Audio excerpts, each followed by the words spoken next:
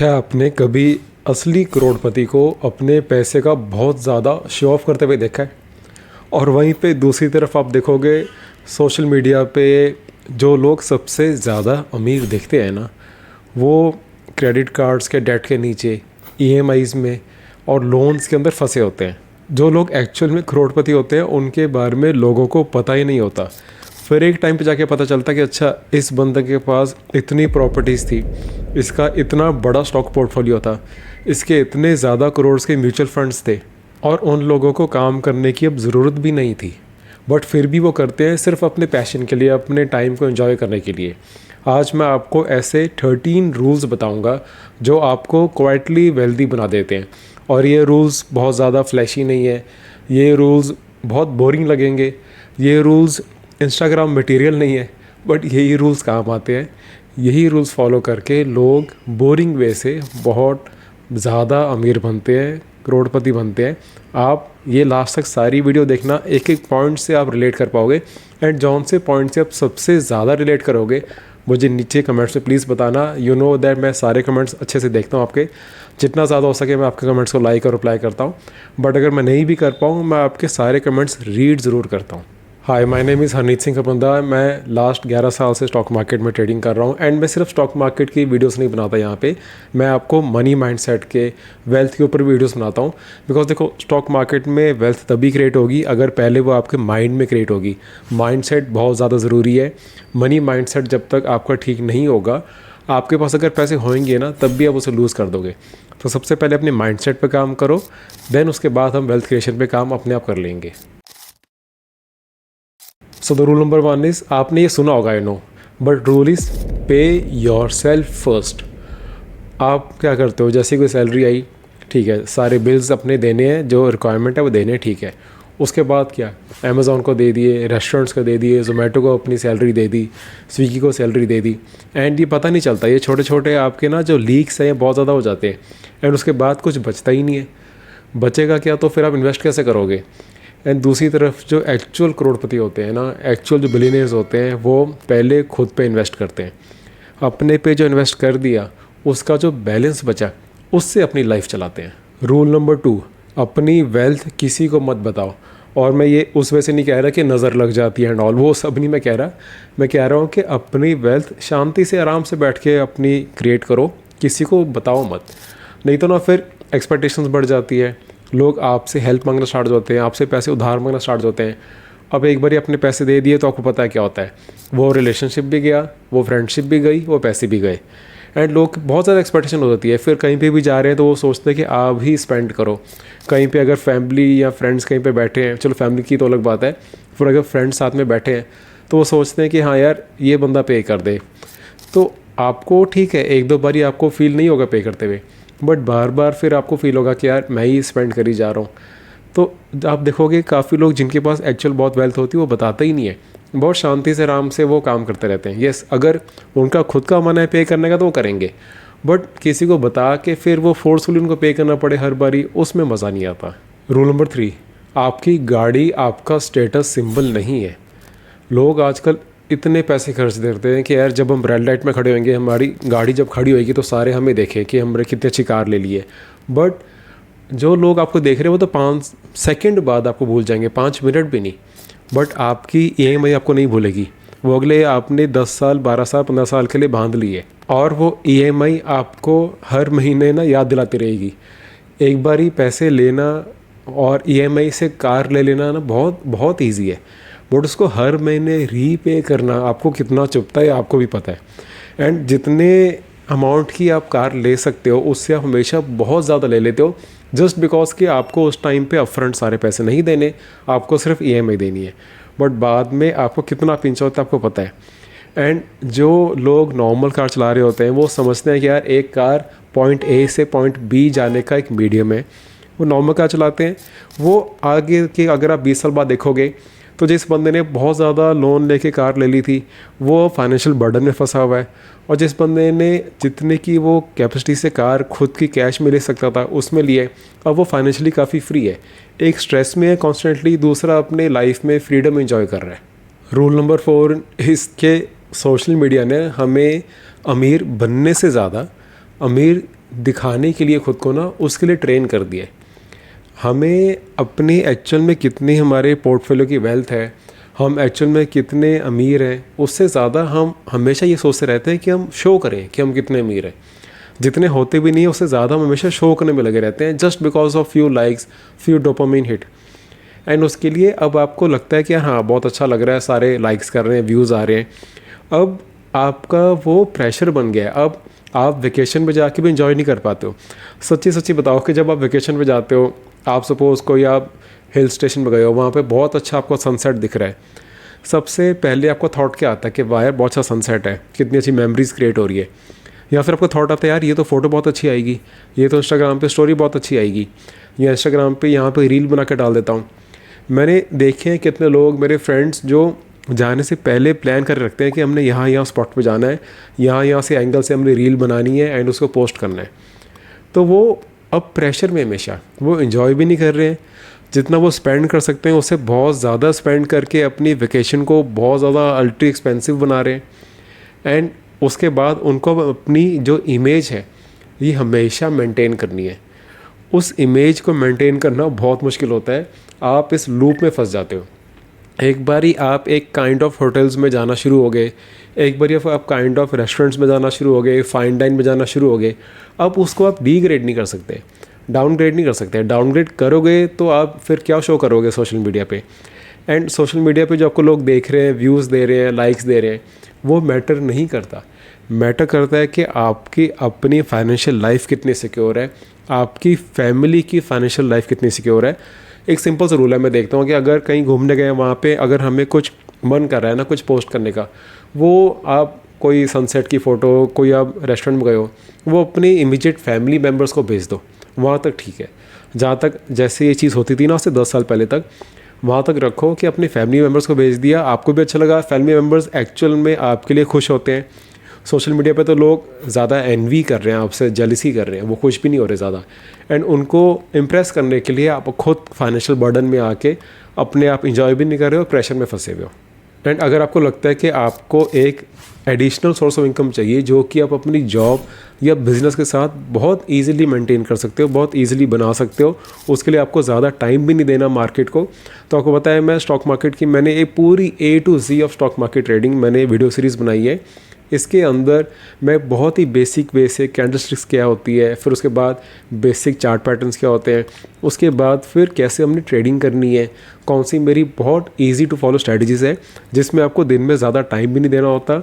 Weekend में आप कभी बैठ के स्कैन कर लो, स्कैनर्स भी मैं आपको दूंगा उसके अंदर ही, जहाँ से आपको मिल जाएंगे एक्जैक्टली कौन सा स्टॉक बाय करना है, कहाँ तक उसको होल्ड करना है, कहाँ पे उसको एग्जिट करना है, ये सारा कुछ आपको उसके अंदर मिल जाएगा। एंड नीचे मैंने लिंक दे दिया उसका, आप मेरी ऐप में जाके वो वीडियो सीरीज सारी देख सकते हो। यस वो पेड है, वो फ्री नहीं है, बिकॉज मैंने एक स्ट्रक्चर वे में पूरा अपना एक्सपीरियंस यहाँ पे दिया हुआ है। एंड अगर आप ऑलरेडी ट्रेड कर रहे हो बट आपको कोई इशू आ रहा है, आपको ट्रेडिंग के बाद भी समझ नहीं आ रहा है कि एक्चुअल ट्रेड कैसे करने हैं या फिर ट्रेड के अंदर क्या देखना होता है, एक चार्ट पैटर्न में ऐसा क्या है कि जिसको हम क्लियरली देख सकें, या फिर आपको कुछ साइकोलॉजिकल इशू आ रहे हैं, तो आप मुझे नीचे मेरी ईमेल आईडी में आपको दे दूंगा, साथ में यहाँ पे मैं स्क्रीन पे भी शो कर दूंगा, traderharneet@gmail.com। अब वहाँ पे मुझे डायरेक्टली अपने जो भी डाउट्स हैं सारे मुझे आप मैसेज कर सकते हो, मैं आपका उसमें रिप्लाई कर दूंगा। Rule number 5 is lifestyle inflation ना सबसे बड़ा चोर है। अब आपको सपोज़ प्रमोशन मिल गई, रेज़ मिल गई, आपकी काफ़ी इंक्रीमेंट हो गई, एंड आपने उसके साथ साथ अपनी लाइफस्टाइल उससे ज़्यादा स्पीड से बढ़ा दी, तो प्रमोशन कहाँ गई? आपकी जो आपको इंक्रीमेंट मिला है वो कहाँ गया? आपको एक बारी सोचने में तो बहुत अच्छा लगा कि यस मेरा इतना पैकेज था, अब इतना हो गया है, बट आपकी ये जो एक्सपेंसेस करने की जो रेस होती है ना, वो आपकी इनकम से बहुत ज़्यादा तेज़ भागती है। तो आपको एक बारी तो जो आपके प्रमोशन पे खुशी हुई थी ना, आपको समझ नहीं आता कि यार वो वाली इनकम कहाँ जानी शुरू हो गई। क्योंकि अगर आप 10 रुपये कमाते हो, अब आप 15 रुपये कमा रहे हो, आपने 20 रुपये की अपनी इनकम कर दी, एंड आप सोच रहे थे कि मेरी लाइफस्टाइल ज़्यादा अच्छी होगी, बट आप एक्चुअली में और ज़्यादा फाइनेंशियल प्रेशर में फंसे हुए हो। तो जब तक आप ये रेस में लगे रहोगे ना कि यार जितनी ज़्यादा मेरी इनकम बढ़ रही है, साथ साथ में उतनी मेरी उससे ज़्यादा अगर मेरी एक्सपेंसेस बढ़ते रहे, मेरी लाइफस्टाइल और अच्छी होते रहे, तो आप इसी में फंसे रहोगे। देखो, अपने लाइफस्टाइल को इम्प्रूव करना, एक कंफर्टेबल लाइफ जीना वो ज़रूरी है, वो मैं मना नहीं कर रहा, बट अपनी इनकम से बहुत ज़्यादा स्पीड से अपनी लाइफस्टाइल को बढ़ा देना वो ज़रूरी नहीं है, वो आपको फंसाता है। और ये होता है बिकॉज हम इंस्टेंट ग्रेटिफिकेशन के चक्कर में फंसे हुए हैं। हमें होता है कि यार कुछ साल वेट क्या करना, अपनी लाइफ को थोड़ी स्टेबल होने दें, उससे अच्छा है अभी अपनी लाइफस्टाइल बढ़ा दें। तो लाइफस्टाइल बढ़ानी, अच्छी कार्स लेनी या अच्छे घर में रहना, अच्छी कंफर्टेबल लाइफ, ये इशू नहीं है। बट ये स्पीड से पहले कर लेना, अपने टाइम से पहले कर लेना, वो दिक्कत है। Next rule is boring investments ही अमीर बनाती है। जो सबसे वेल्दी लोग होते हैं ना, उनकी इन्वेस्टमेंट स्ट्रेटजी बहुत बोरिंग होती है। वो कोई क्रिप्टो को नहीं फॉलो कर रहे, वो कोई इंडिविजुअल स्टॉक्स में बहुत ज़्यादा अपने पूरे पोर्टफोलियो को नहीं डाल रहे, वो बहुत स्टेबल वे से चल रहे होते हैं, बट वो उसको बहुत सालों तक कंसिस्टेंटली करते रहते हैं। कंपाउंडिंग का ना हम ज़्यादा हम उस पर एम्फेसिस डालते हैं, ज़्यादा जोर डालते हैं रिटर्न्स पे, कि इस एसेट में कितनी रिटर्न्स आएंगी, इस एसेट में क्या रिटर्न्स आएगी। उससे ज़्यादा हमें सोचना चाहिए कि हम कितने टाइम तक इसको रख सकते हैं।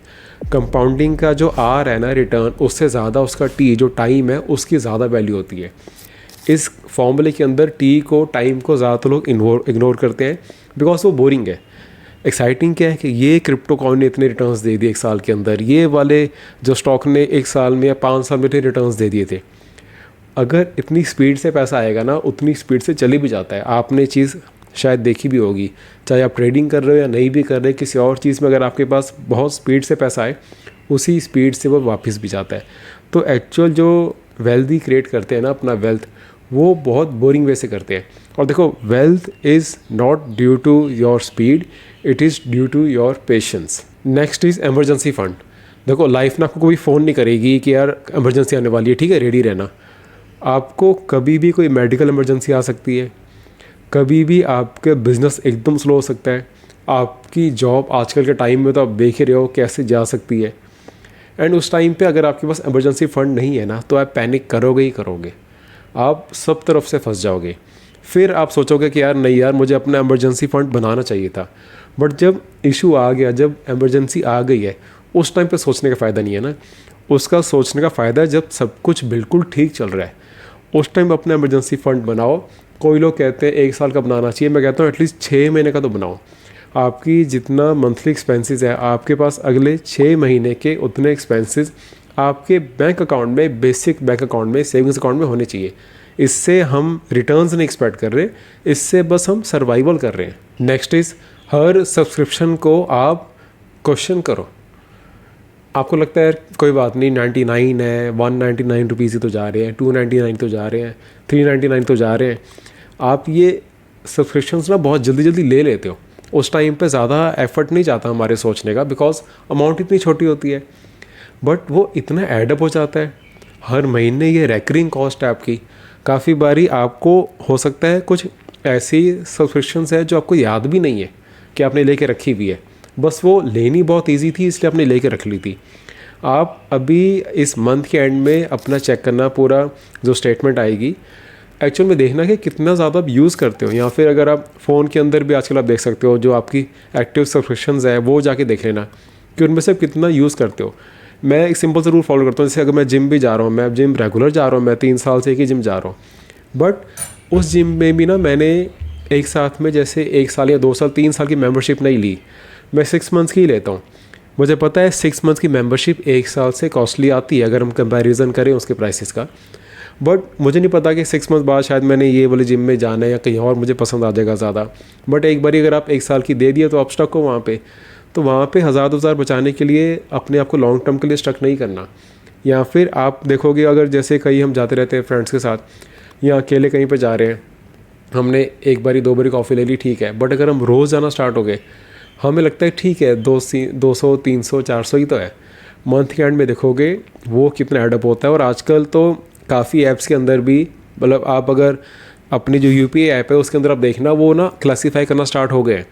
आपकी कितनी ग्रॉसरी की स्पेंड थी, कितने आपके जो जोमेटो स्विगी इनका स्पेंड था, ये सब आपको ना कैटेगरी वाइज क्लासीफाइड दिखाना स्टार्ट हो गए। उसमें जाके देखो, आपको समझ आ जाएगा कि कितना ज़्यादा आपके पैसे ऐसे खर्चों में यूज़ हो रहा है जो आप प्लान ही नहीं करते हो, जो बस हो जाता है।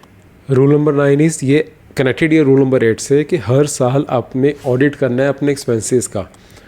अब जैसे मैं बता रहा था ना कि हम एकदम से कुछ भी हम यूपीआई से कुछ भी यूज़ कर लेते हैं, उस टाइम पे सोचो जब अपनी आप पूरी बैलेंस शीट देखोगे ना, जैसे कंपनीज को ऑडिट करते हो ना, अपने खुद को वो ऑडिट करो। आप उस टाइम पे देखो कि जो जो मैंने एक्सपेंसेस करे थे, क्या ये एक्चुअल में मेरी रिक्वायरमेंट थी, या उस टाइम पे इम्पल्सिव डिसीजन ले लिया था मैंने। उस टाइम पे डोपामिन मिल रहा था तो मैंने वो चीज़ बाय कर ली। उस टाइम पे मुझे लगा कि ये चीज़ मेरी बहुत यूज़ होगी, बट मेरी चीज़ वो यूज़ नहीं हो रही है। तो उस टाइम पे कोई बात नहीं, गिल्टी ना अपने आप को फील करो, रिग्रेट ना फील करो, बस उसको अवेयरनेस के साथ मार्क कर दो कि फिर अपना ना फिर पैटर्न देखो कि मैं इन इन चीज़ों पे बिना सोचे इम्पल्सिवली बाय कर लेता हूँ, और ये चीज़ों को मैंने आगे से बस कंट्रोल करना है।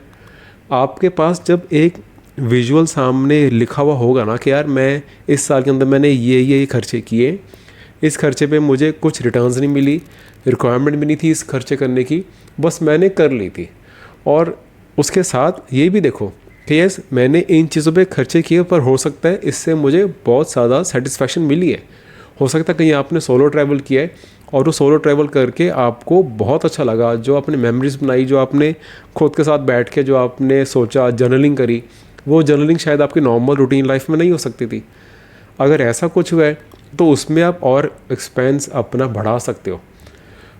अमीर बनने के लिए ज़रूरी नहीं कि हर चीज़ में अपने अपना एक्सपेंसेस को कंट्रोल ही करना है, हर चीज़ में सेव ही करते रहना है, बट आपको पता होना चाहिए, आपकी बस अवेयरनेस होनी चाहिए कि कहाँ पे मुझे रिटर्न्स मिली है, क्या चीज़ें मैंने खुद कॉन्शियसली डिसाइड करके स्पेंड किया था और कहाँ पे बस स्पेंड मेरे से हो गया था, इम्पल्सिवली डिसीजन लिया गया था, उसको बस आपने नेक्स्ट ईयर से फिर ठीक करना है। नेक्स्ट इज़ अनोनिमस जेनरस होना सीखो। यानी कि ज़रूरी नहीं कि आपने किसी की हेल्प करनी है, आपको किसी को एक्स्ट्रा टिप देनी है, पैसे देने हैं, तो आप उसको बहुत ज़्यादा शो करके उसकी फ़ोटो क्लिक करके करो, बट आप उनकी हेल्प एक्चुअल में करो। काफ़ी बारी अब क्या होता है कि जैसे कोई वेटर है, उनको आप एक्स्ट्रा टिप दे सकते हो। आप ये सब तभी कर पाते हो जब आप फाइनेंशियली फ्री होते हो। आपके पास कोई वर्क करने के लिए आया है, आप अगर खुद अपना काम अच्छा कर रहे हो, खुद अच्छा बिजनेस कर रहे हो, तो आप दूसरों को भी उसी वे से अच्छा ग्रो करने में हेल्प कर सकते हो। तो ये बहुत ज़रूरी होता है। और इससे ये नहीं होता कि दूसरों की लाइफ ही बस इम्प्रूव हुई है, आपका खुद का माइंडसेट बहुत इम्प्रूव होता है। किसी और की हेल्प करके जो आपको जो फीलिंग आती है ना, उससे आपको फिर अपने आप आपका माइंड ना ऐसे पाथवेज क्रिएट करता है कि मैं और कैसे अर्न करूं। जितना ज़्यादा मैं किसी को हेल्प कर रहा हूँ, उतना ज़्यादा मुझे अच्छा फील हो रहा है, उतना ज़्यादा आपको और अर्न करने का मन करेगा। आपका जो हार्डवर्क है ना, जो आपका पैशन है आपका काम करने के लिए, वो पैसे से तो ठीक है मिलता है, बट वो ऐसे जब मोमेंट्स होते हैं, जब आप किसी की हेल्प करके आपको इतना अच्छा फील होता है, आपके माइंड में बार बार आएगा कि मैंने ऐसे ही करते रहना है। फिर आप दिन रात काम करोगे, आप थकोगे नहीं। आपकी जिस कहते हैं ना कि बिलीफ वहाँ रहेगा, आपका थॉट प्रोसेस वहीं रहेगा, आपका मन करेगा कि यस यार मैंने अपने बिजनेस से, अपनी जॉब से मैंने मतलब छुट्टी लेनी नहीं है, मुझे इतना मज़ा आता है because of this wealth.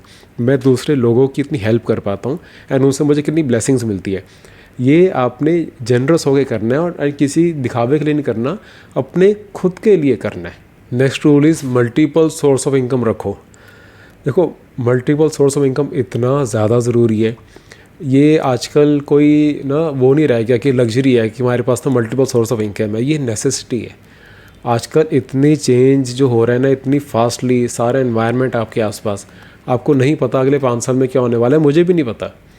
But अगर आप एक ही सोर्स ऑफ इनकम में डिपेंड करते हो तो आप सोचो ना आप कितने ज़्यादा डिपेंडेंट हो उस चीज़ पे।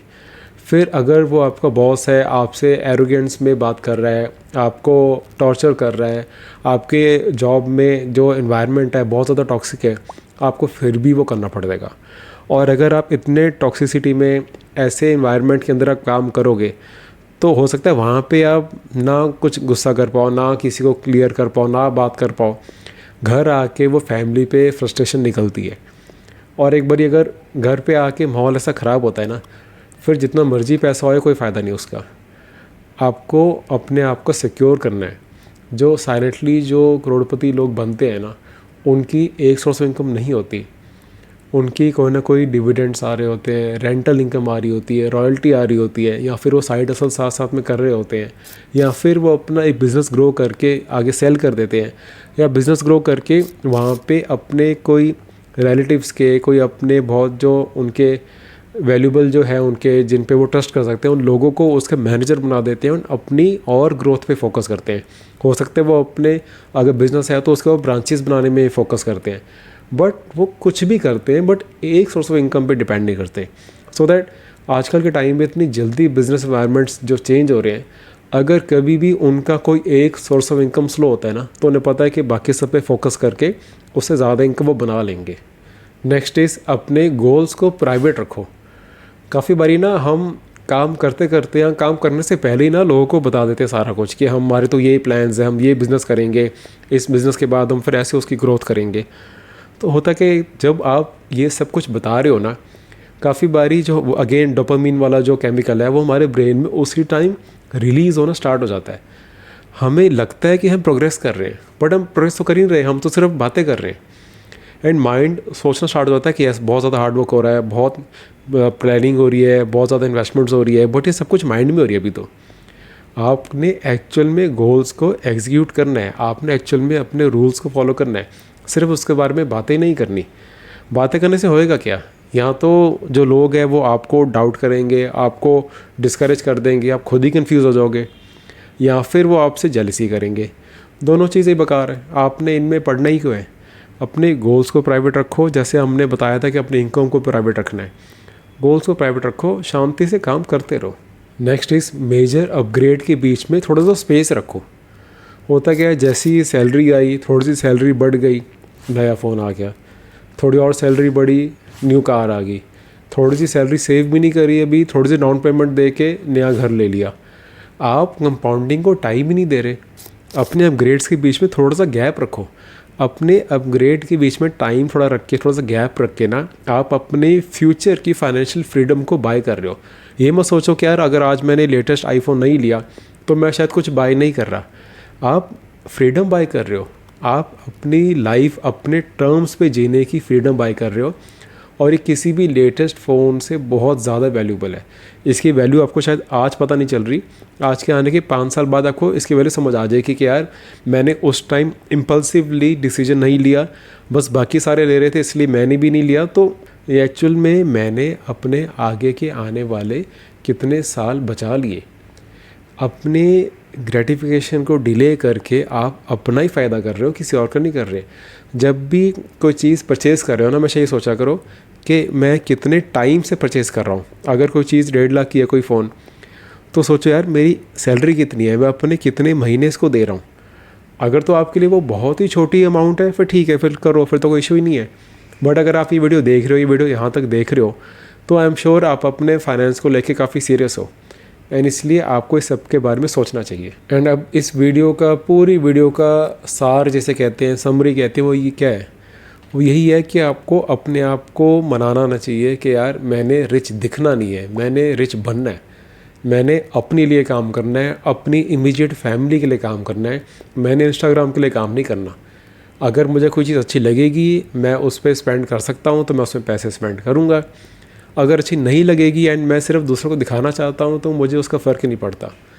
मैंने अपने लिए काम करना है, मैंने अपने फ्यूचर को फ्री करने के लिए काम करना है, मैंने इतने पैसे कमाने हैं कि मैं कुछ या तो लेने से पहले सोचूं ना, या फिर मैं ये सोचूं हमेशा कि यार ये जो मैंने टाइम बचाया है ना, जो फ्रीडम मुझे मिली है, ताकि मुझे कोई बोल ना पाए कि ये काम करो, आज ये करो, आज ये ड्यूटी करो।